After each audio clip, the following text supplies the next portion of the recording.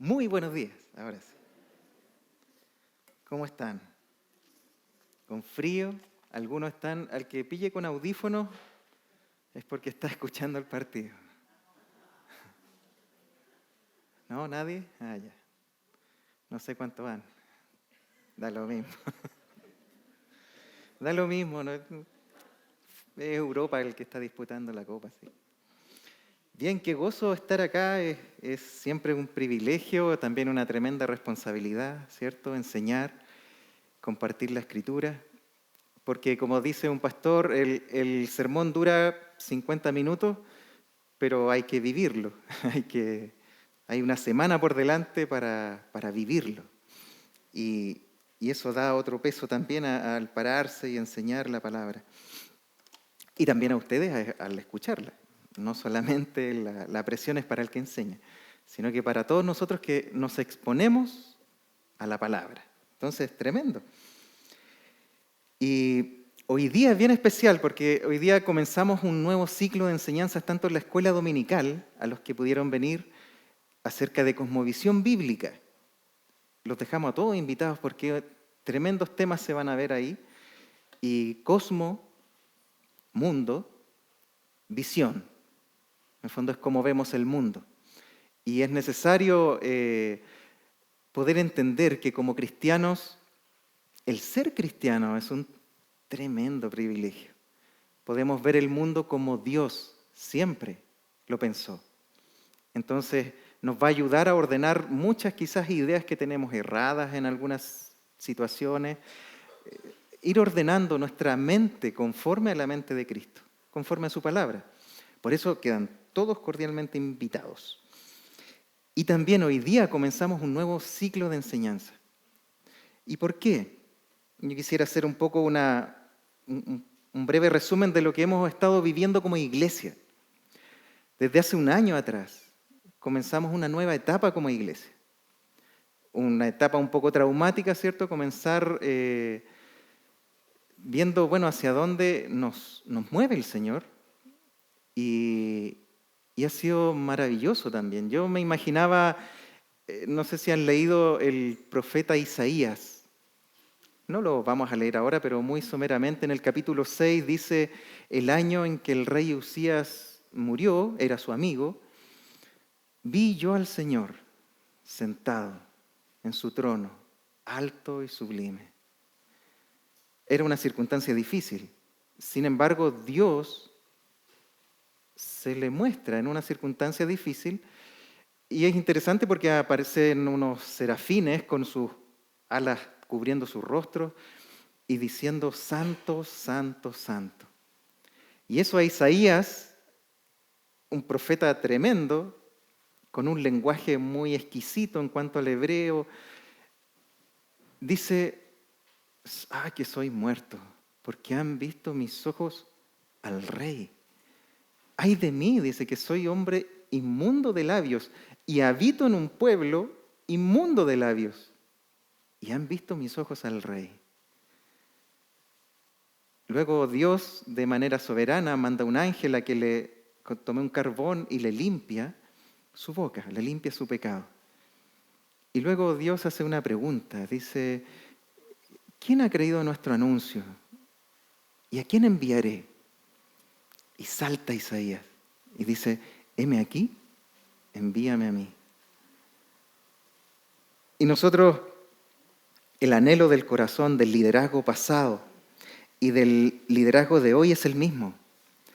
Es que a través de toda circunstancia, sea adversa o favorable, podamos ver la gloria de Dios. La gloria de Dios en todo momento. Ver nuestra realidad pecaminosa como la vio Isaías, vivir el perdón de Dios en Cristo, oír la voz de Dios y cuando Él diga, ¿a quién enviaré? Podamos saltar de nuestra silla y decir, Señor, heme aquí, envíame a mí. Ese es nuestro anhelo. Y por eso hemos visto a través del año pasado el libro de los Hechos, cómo el Espíritu Santo forma y levanta su iglesia, cómo la sostiene, cómo la cuida, cómo la disciplina. Después una serie acerca del liderazgo de la iglesia para nuestra elección de ancianos. Después, desde abril en adelante, una nueva serie para conocer quién es el dueño de la iglesia, los títulos de Cristo a través del Evangelio de Juan. Y hoy día queremos comenzar una nueva serie, un nuevo ciclo, viendo a Dios, el Hijo, con lo que algunos han llamado la Carta Magna o la Constitución del Reino de Dios, y que es el Sermón del Monte. Una nueva serie que nos va a estar acompañando junto con esta nueva serie también de la Escuela Dominical acerca de cosmovisión bíblica, cosmovisión cristiana. Y este es sin duda el sermón de Cristo más conocido en el mundo, más predicado en la iglesia, más archiconocido en toda la historia, pero quizás también el más mal entendido. A veces pensamos de que el sermón del monte es lo que yo debo hacer. Y nos vamos a dar cuenta de que en realidad lo que enfatiza este sermón es lo que debemos ser primero, para luego hacer. Así que es interesante, Agustín en el siglo IV le llamó el sermón del monte. Así que les voy a pedir si podemos orar para que Dios nos ayude a entenderlo de manera hoy día introductoria, todo este sermón, maravilloso sermón. Vamos a orar. Padre, nos presentamos delante suyo, Señor, expectantes con lo que usted está haciendo. Hemos visto, Señor, que usted a través de todo este tiempo nos ha ido tomando de la mano en su gracia, pese a nosotros mismos, y nos ha ido enseñando su palabra, nos ha ido cuidando su iglesia y nos ha ido mostrando más de su santidad, más de su grandeza. Padre, que eso vaya de la mano mostrándonos también nuestra pequeñez, lo falibles que somos, todas las ideas equivocadas que tenemos de nosotros mismos, Señor. Vaya usted aclarándolas a través de su santidad, a través de ir mirando su grandeza. Y podamos, Señor, como Isaías, ver nuestra necesidad de perdón, nuestra necesidad de Cristo, nuestra necesidad de la cruz, de ser limpiado.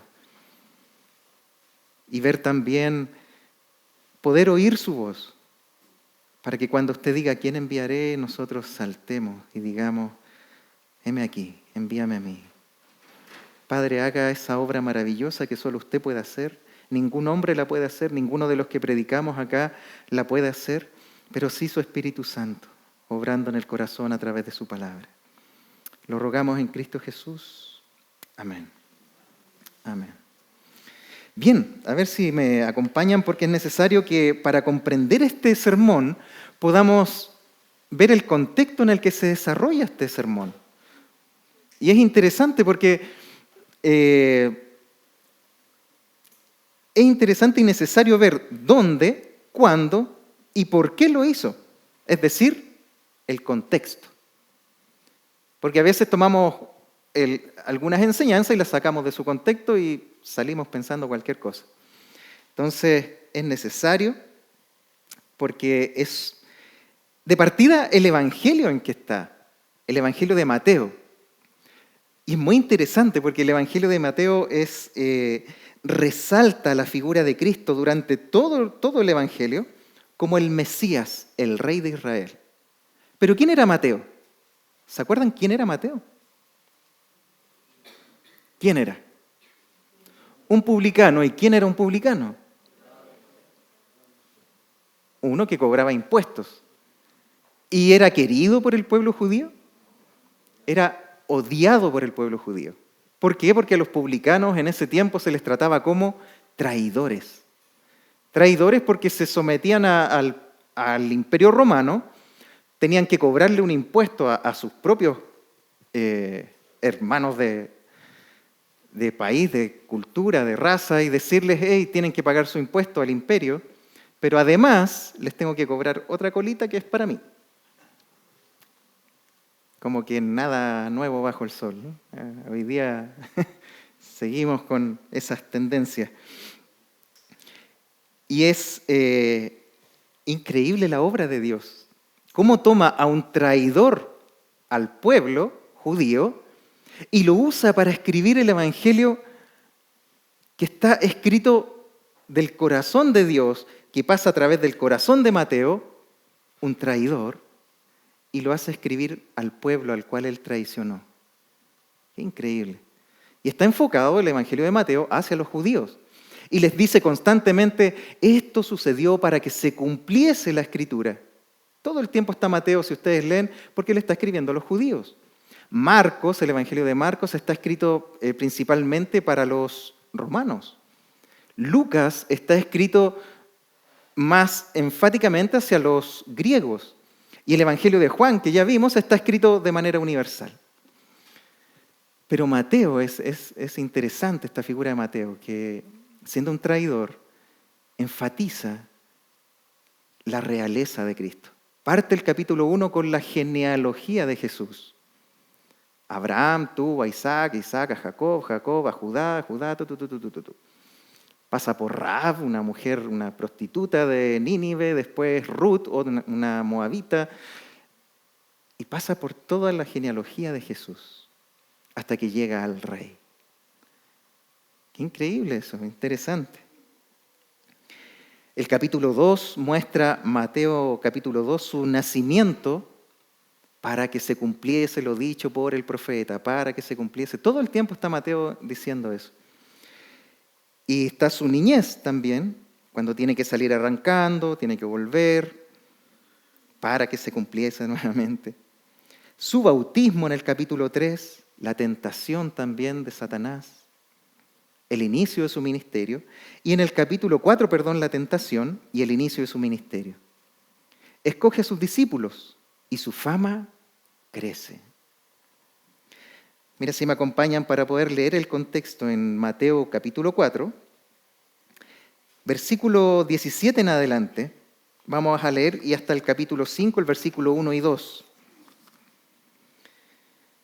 17 dice, desde entonces comenzó Jesús a predicar y a decir, arrepentíos, porque el reino de los cielos se ha acercado. Andando Jesús junto al mar de Galilea, vio a dos hermanos, Simón llamado Pedro, y Andrés su hermano, que echaban la red en el mar porque eran pescadores. Y les dijo, venid en pos de mí, y os haré pescadores de hombres. Ellos entonces, dejando al instante las redes, le siguieron. Pasando de allí, vio a otros dos hermanos, Jacobo, hijo de Zebedeo, y Juan, su hermano, en la barca de Zebedeo, su padre, que remendaban sus redes, y los llamó. Y ellos, dejando al instante la barca y a su padre, le siguieron. Mira aquí el contexto, 23 en adelante, dice, y recorrió Jesús toda Galilea enseñando las sinagogas de ellos y predicando el evangelio del reino y sanando toda enfermedad, toda dolencia en el pueblo. 24, importante, y se difundió su fama por toda Siria y le trajeron a todos los que tenían dolencias, afligidos por diversas enfermedades y tormentos, los endemoniados, lunáticos, paralíticos, y los sanó. Y le siguió mucha gente. ¿De dónde? De Galilea, de Decápolis, de Jerusalén, de Judea y del otro lado del Jordán. De todos lados. Capítulo 5, versículo 1. Viendo la multitud, subió al monte y sentándose vinieron a él sus discípulos. Y abriendo su boca les enseñaba diciendo. En el capítulo 5 estamos prácticamente en el segundo año, según lo he entendido, de su ministerio. El momento más, en el pic de su fama de Cristo, de su ministerio, donde toda la gente estaba, wow, ¿será el Mesías este? Parece que sí. Imagina la gente con su expectativa. Él es el que nos va a liberar del yugo romano. Sí. Pero mira sus milagros, mira su enseñanza, mira todo lo que hace, todo lo que dice. Sí, parece que este. Y me imagino la gente empieza a llenar ese lugar, en algún lugar de Galilea, cuando si alguien tiene la oportunidad y va a Israel, lo van a llevar a cierto lugar y le van a decir, este al parecer es el Sermón del Monte, en donde él dio el discurso, pero en realidad no se tiene muy claro. Se piensa porque hay un monte, un montículo y hay como una explanada donde pudo haber mucha gente y donde pudo haber subido Jesús, pero la verdad no se tiene muy claro. Él sube un monte en Galilea y se sienta para enseñar. Ese primer detalle es interesante porque todo rabino judío, cuando se sentaba a enseñar, es porque lo que iba a decir era una enseñanza muy importante, a la cual todos tenían que poner atención. Y por eso es interesante que diga que Jesús se sienta, se sentó. Es tremendamente, ya para un judío mirar que el maestro se había sentado a enseñar es porque lo que iba a decir era importante. Hay una mala copia en el pueblo católico romano porque el Papa, cuando se sienta en su trono de Papa, todo lo que él dice sentado se le dice que es ex cátedra, en el fondo que es un canon para la iglesia, en donde él también dicen de que el Papa es infalible para ellos. Entonces todo lo que él dice, además sentado desde su trono, asiento papal, es algo que no puede cambiarse. Un poco copiando una mala copia de lo que hacían los maestros judíos en aquella época. Eso es como una copia un poco absurda, pero bueno, así lo hacen. Por eso lo hacen así, porque al sentarse era muy importante lo que venía. ¿Y qué es lo que viene? Yo me imagino a la gente empezando ahí. Sus discípulos dice que se acercan y podemos decir, eso solamente lo escucharon los discípulos. Pero la verdad es que al terminar el capítulo 7 dice que toda la gente, la multitud, se admiraba de su autoridad. Entonces podemos decir que quizás seguramente estaban los discípulos más cerca, pero la gente escuchó, la multitud. De todos lados venían. Y un resumen nada más para poder ver todo lo que vamos a ir viendo, es que el primer requisito para ser parte de su reino, ¿cuál es? La primera palabra con que empieza su discurso. Bienaventurado. ¿Qué quiere decir esa palabra? Muy feliz. A diferencia de feliz, esa palabra es interesante porque en el griego es makarios, que quiere decir supremamente bendecido. Supremamente bendecido. Es supremo, o sea, por sobre circunstancias, por sobre situaciones, por sobre todo. Parte Cristo con este mensaje y dice, supremamente bendecidos. Todos los judíos me imagino que, wow, ¿con qué va a seguir? El que tiene armas para rebelarse contra el imperio romano, el que tenga el físico para ir a matar a más soldados. ¿Cuál es el bendecido? ¿Cómo sigue? Bienaventurados los pobres. Yo creo que ahí bajó el rating. Me imagino a la gente, ¿cómo? Bienaventurados los pobres de espíritu. A un amigo, un pastor amigo, le carga cantar el cumpleaños feliz, porque dice el cumpleaños feliz versión cristiana, que dice que el Señor te bendiga y te haga feliz. ¿Cómo que dice? ¿Por qué que te haga feliz? Yo le digo, pero si dentro del corazón de Dios está el que seamos felices, no el que seamos amargados. Me mira así como...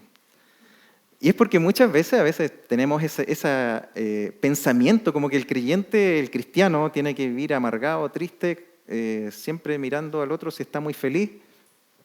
Está rozando el pecado, hermano. ¿Por qué? Porque estoy feliz. Está demasiado feliz. Es como yo le digo a mis hijos, de repente, ya niños, paren de jugar, están demasiado felices. Esa amargura que llevamos dentro. Pero el Señor, la verdad es que dentro de su corazón está el que seamos felices. Para ser parte de su reino, lo primero, antes de decir incluso pobres de espíritu, dice felices, supremamente bendecido, feliz. Seamos felices, gozosos. Le tenemos temor a eso a veces, como creyentes. Y si no estoy sufriendo, me martirizo para sufrir. No. Ahora la pregunta es, ¿cómo soy feliz? ¿Cómo voy a ser feliz? Y ahí parte esa primera bienaventuranza terrible, traumante, perturbante. ¿Cómo, Señor, quieres que seamos felices? Siendo pobres de espíritu. No me voy a quedar en esa, la vamos a ver la próxima semana, la van a ver. Pero una pequeña pistita. Hay 2 palabras para pobre en el griego. Una, un pobre que tenía el sustento para el día. Pero hay otro pobre que no tenía sustento para nada. Esa palabra está usando. El que no tiene sustento para nada. Ese pobre se refiere. Bienaventurados los miserables de espíritu. Difícil eso. Me imagino a la gente, perdón, pobre de espíritu para comenzar el discurso del reino de Dios. Algo anda mal. Llevamos 400 años sin que Dios nos hable, pensando un judío en ese momento. No vemos al Mesías por ningún lado. Estamos subyugados por el Imperio Romano. Y este que parecía ser el Mesías, me dice, bienaventurados los pobres de espíritu, los miserables, el en bancarrota espiritual. ¿Qué es esto? Ese mensaje fue perturbador. Para nosotros hoy día es, wow, qué bonito, qué sabio. Pero en ese momento, no, muy perturbador. ¿Cómo ser feliz así? Los pobres de espíritu, miserables. Y fíjate que la promesa está en tiempo presente y todas las otras bienaventuranzas vienen en tiempo futuro. O sea que si yo no paso por la pobreza, la miseria de espíritu, nada de lo otro se me va a cumplir. Nada. Bienaventurados los pobres de espíritu porque de ellos es el reino de los cielos. Y después bienaventurados los que lloran porque ellos recibirán. Y todo lo demás viene en futuro. O sea que si no paso por esa pobreza, por ese quebranto, ahí hay un gran choque con esta carta magna. Y más encima termina estas bienaventuranzas con, van a ser muy felices si los persiguen y mueren por mi nombre. Ah, imagínate a un judío, ponte en sus zapatos. Extraño.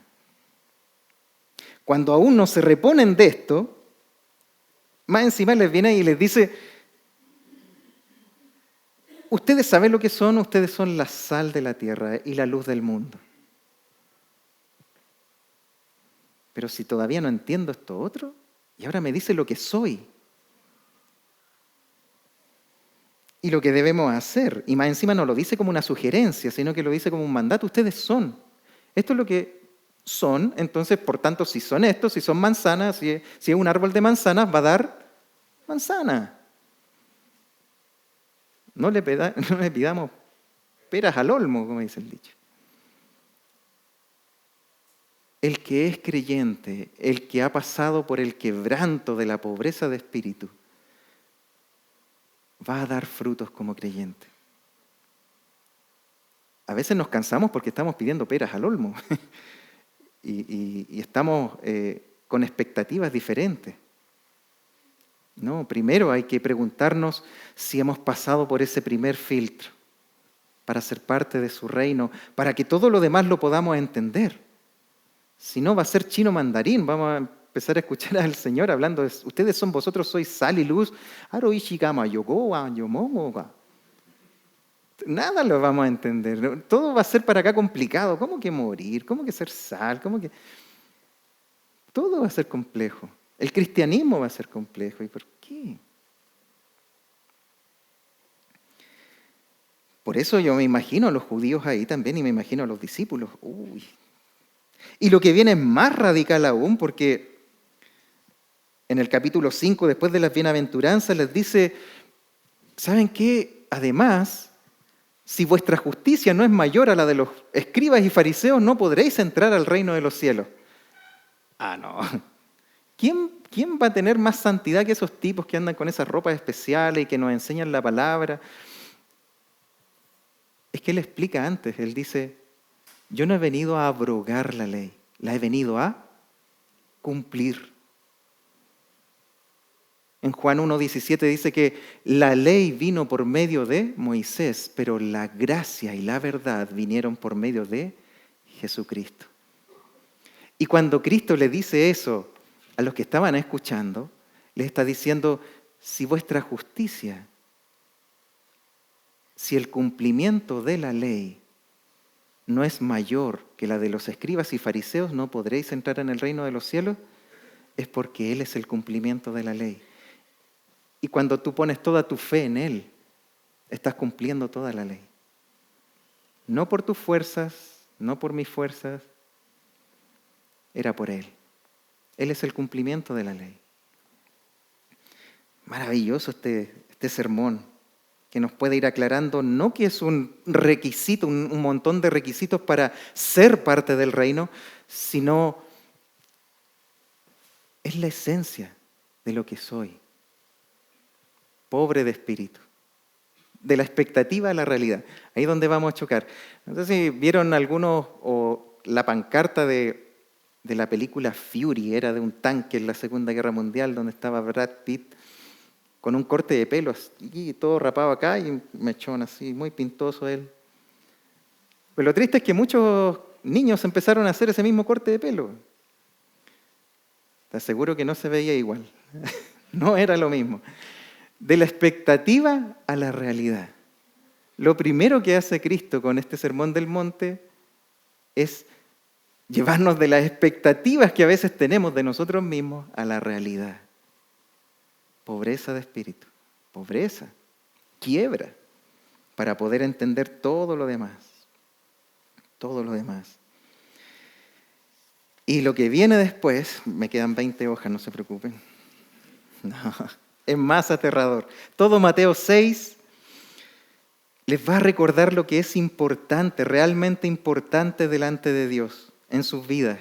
Por eso es importante que veamos también la cosmovisión bíblica en la escuela dominical, porque les va a hablar de toda la vida religiosa que llevaban los judíos y su vida social, que no depende de lo que yo hago exteriormente para lo que me ven, para que me vean, sino que lo que realmente importa es lo que Dios ve en lo secreto, en lo íntimo. Y lo va a repetir, y lo va a repetir, va a hablar de, no sé, de tu ofrenda, va a hablar de la oración, va a hablar del ayuno, va a hablar de todas las cosas que hacemos en nuestra vida. Pero lo importante en esa parte del sermón es lo que Él repite constantemente. Para que tu Padre, que ve en lo secreto, más terrible, porque todo lo que hacía muchas veces era solamente para ser visto. Y nada nuevo bajo el sol, hoy día también. Y Mateo capítulo 7 vamos a ver que comienza con el trato a mi prójimo. Y con la más perturbadora ley de oro. Que más terrible todavía. Todo cuanto queráis que os hagan los hombres con vosotros, haz tú con ellos. En el fondo, ama a tu prójimo como a ti mismo. Eso es perturbador. Es bonito, pero ¿lo hacemos?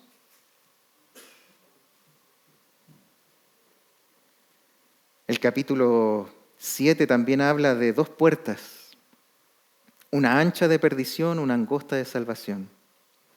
Eso yo me imagino que también fue perturbador. ¿Cómo que una puerta ancha donde muchos van y una puerta angosta donde esfuércense por entrar por la puerta angosta?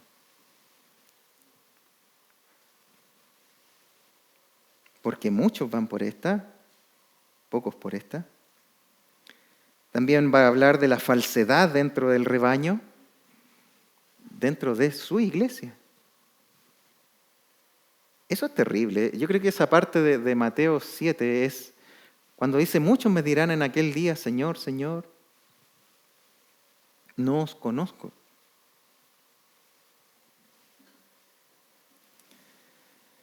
Los frutos. Y termina el discurso con la autoridad de su palabra. ¿A qué compararé? Fíjate que parte con la pobreza de espíritu, la quiebra, y termina con alguien que construye una casa sobre la roca. Y otro que construye una casa sobre la arena. O sea que había un pobre de espíritu, pero también un falso pobre de espíritu. Porque dice, ¿a qué compararé? Al hombre que oye mis palabras y las hace. A un hombre que construyó su casa sobre la roca. Vinieron vientos, ríos, inundaciones. Y aquel que oyó mi palabra, pero no la hizo.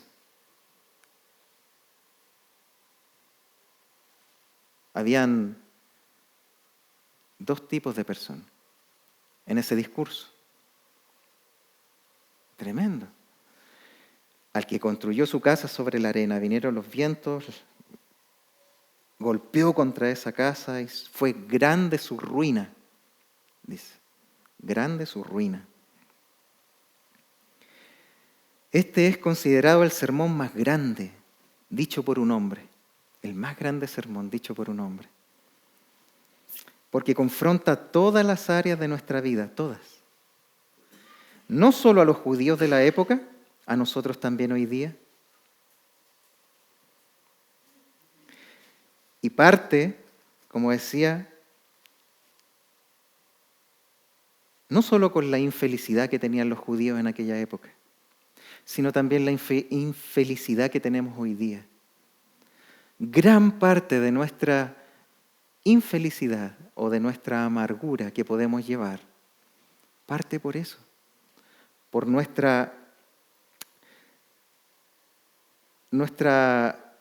expectativa que tenemos de nosotros mismos, a la realidad que me dice Dios de lo que soy. Por eso nos ofendemos tanto cuando nos ofenden. Cuando alguien dice algo en contra mía, ¿y quién es él?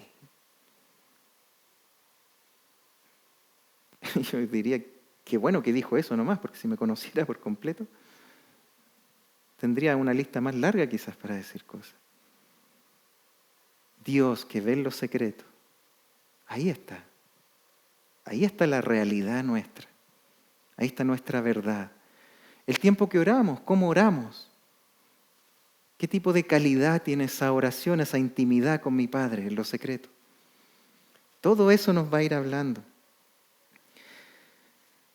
Nos va a hablar de la falta de quebranto, de la falta de mansedumbre, la falta de misericordia que tenemos en nuestra vida, la falta de hambre y sed de justicia, la falta de pasión por su nombre, olvidarnos de lo que somos sal y luz, que vivimos gran parte del tiempo buscando más la aprobación de los hombres que la aprobación de Dios en todas las cosas que hacemos.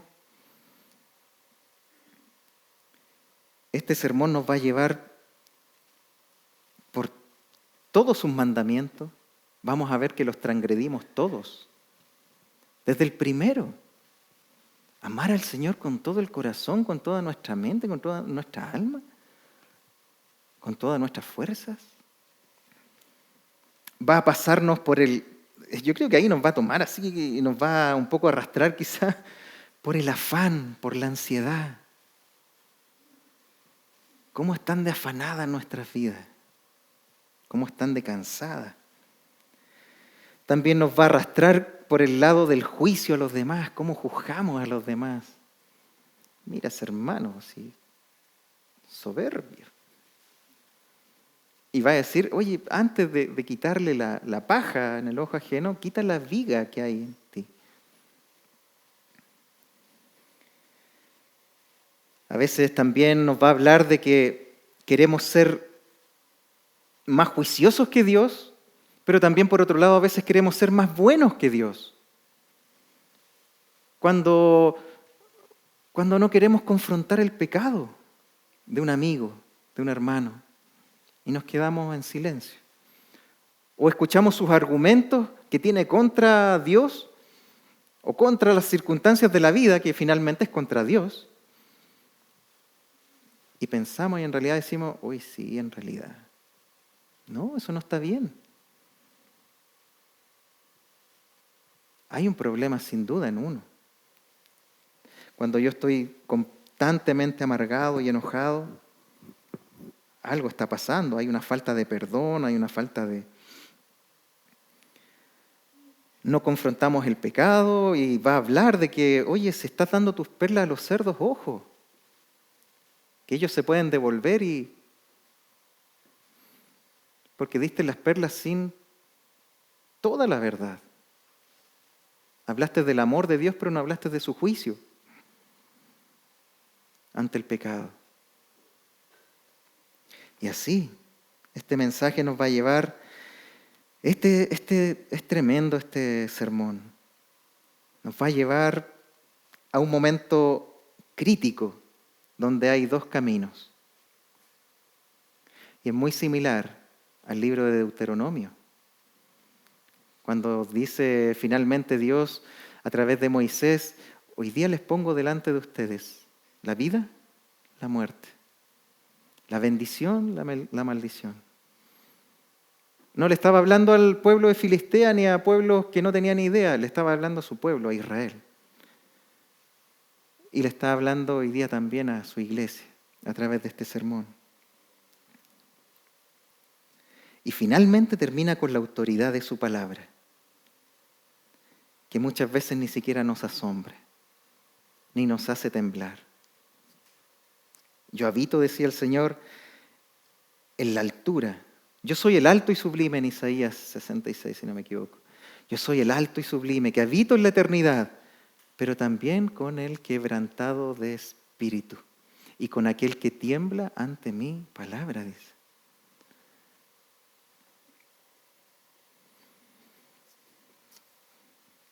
¿Están animados para venir el próximo domingo a escuchar este sermón? Sin duda que va a pasar por todas las áreas de nuestra vida, por todas las áreas. ¿Y es bueno eso o es malo? Como dice Juan 3, el problema no es que haya venido la luz, sino que el problema es que nuestras obras eran malas y como no queremos que sean reprendidas, nos escondemos de la luz. No, la idea es que nos expongamos a la luz y podamos ver nuestro corazón, nuestra realidad, nuestra vida como es. Y este sermón nos va a llevar de la esencia del creyente, cómo debe ser el ser, pobre de espíritu.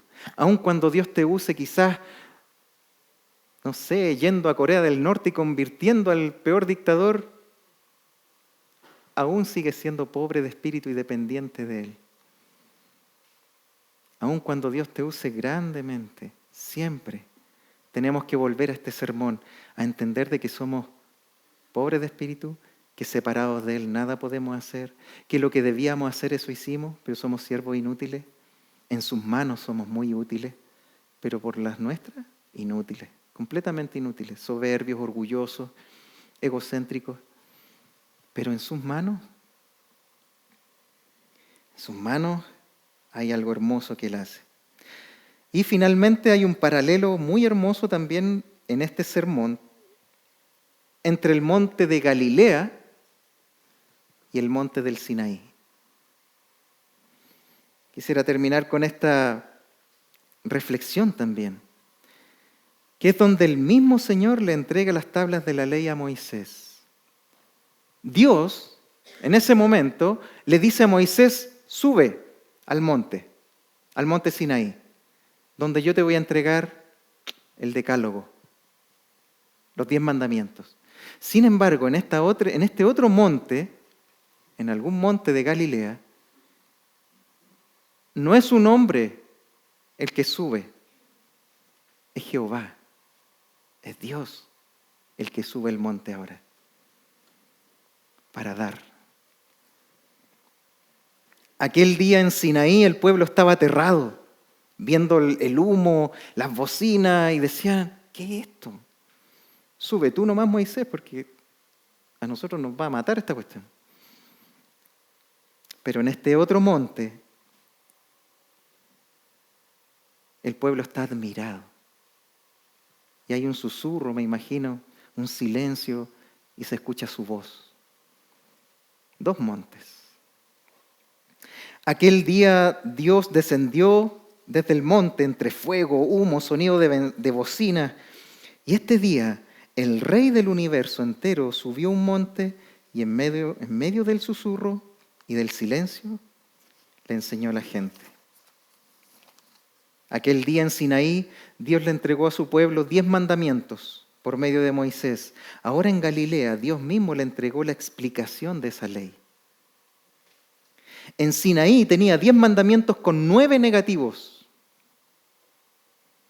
No tendrás dioses delante de mí, no te harás imagen, no jurarás, no tomarás mi nombre en vano, no matarás, no robarás, no codiciarás, no. Sin embargo, en este otro monte de Galilea son 9 veces que le dice felices, bienaventurados, felices, porque recibirán esto, porque tendrán esto. Y hay un 10º al final cuando dice gozaos y alegraos. Lo compartimos en la alabanza. Porque vuestro galardón es grande en los cielos.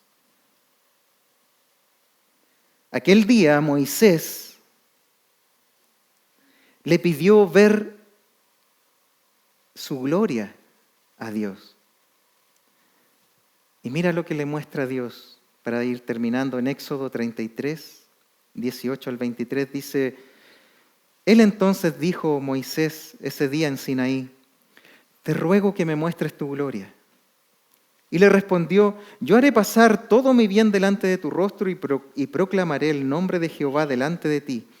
Y tendré misericordia del que tendré misericordia y seré clemente para con el que seré clemente. Dijo más, no podrás ver mi rostro porque no me verá hombre y vivirá. Y dijo aún Jehová, he aquí un lugar junto a mí, y tú estarás sobre la peña. Y cuando pase mi gloria, yo te pondré en una hendidura de la peña y te cubriré con mi mano hasta que haya pasado. Después apartaré mi mano y verás mis espaldas, mas no verás mi rostro. Ese día había un día esperado, no solo para Moisés. En Isaías 38, 17, mira cuál era la espalda de Dios. He aquí, dice el versículo 17 de Isaías 38, he aquí, amargura grande me sobrevino en la paz, mas a ti agradó librar mi vida del hoyo de corrupción, porque echaste tras tus espaldas todos mis pecados. ¿Quién era la espalda de Dios ese día en el Éxodo en Sinaí? Era el Hijo de Dios. Ahí fueron puestas todos tus pecados y mis pecados. Ahí fue librada tu alma, ahí fue librada mi alma.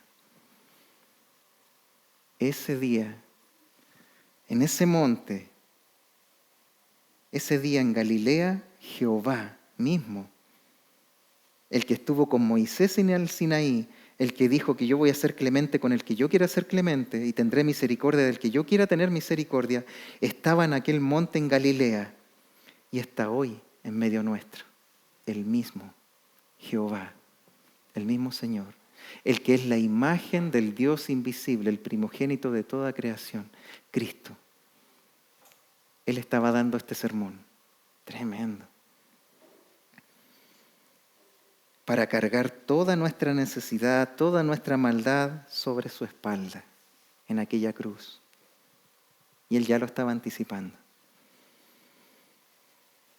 En Isaías 38, 20 dice, Jehová me salvará, Por tanto, cantaremos nuestros cánticos en la casa de Jehová todos los días de nuestra vida. Que ese sea nuestro deseo conforme vamos conociendo este sermón, maravilloso sermón. ¿Ya? Y que Dios nos lleve del ser pobres en espíritu hasta poder dar nuestra vida por Él. Oramos para que Dios bendiga su palabra. Padre, gracias por todo lo que usted se dio el tiempo, Señor, de no solo de hablarle a un Moisés y a un pueblo judío en aquel monte, sino también de tomar este otro monte, un monte desconocido, y usted mismo lo subió esta vez. Y nos enseñó y nos explicó su ley. Padre, y no queremos comenzar esta serie sin ponernos delante suyo pobres de espíritu. Si nos hemos creído algo, Señor, perdónenos. Entendemos que por su palabra no hay otro requisito para poder ser parte de su reino que no sea este. Límpienos, Señor, de todas nuestras falsas expectativas, nuestras malas enseñanzas, de nosotros mismos, Señor. Y enséñenos como libros abiertos a los cuales usted escriba su ley en nuestros corazones. Que usted se vea grande, grande, grande, glorioso, santo, santo, santo, como lo vio Isaías. Para que podamos ver nuestra maldad, Señor, y poder ser limpiados con su gracia, su verdad, su palabra. Y cuando el día que usted diga que es necesario sufrir incluso por causa de su nombre, amén. Que ahí usted haya nuestra iglesia, cada uno de nosotros, la IBBC, diciendo, Señor, heme aquí, envíanos. Que usted haga una obra maravillosa en su cuerpo, en su iglesia. Y no solo aquí, en todas las iglesias donde se comparte fielmente su palabra. Bendiga a los pastores, Señor, a los que están cansados quizás hoy día. Bendígalos, Señor, a los que han caído, Padre, levántelos. Levanta a su pueblo para proclamar esta verdad tan maravillosa del Evangelio, de poder decirle al mundo la verdad en amor. Padre, llénenos, Señor, satúrenos, denos pasión por su nombre, por su gloria, para que usted se vea grande, nosotros pequeños, y un día estemos en gloria, adorándole, Señor, cara a cara, viendo a nuestro Señor, en donde estuvo, en sus espaldas cargaron todos nuestros pecados. En Cristo Jesús, amén. Amén. Gracias, hermano.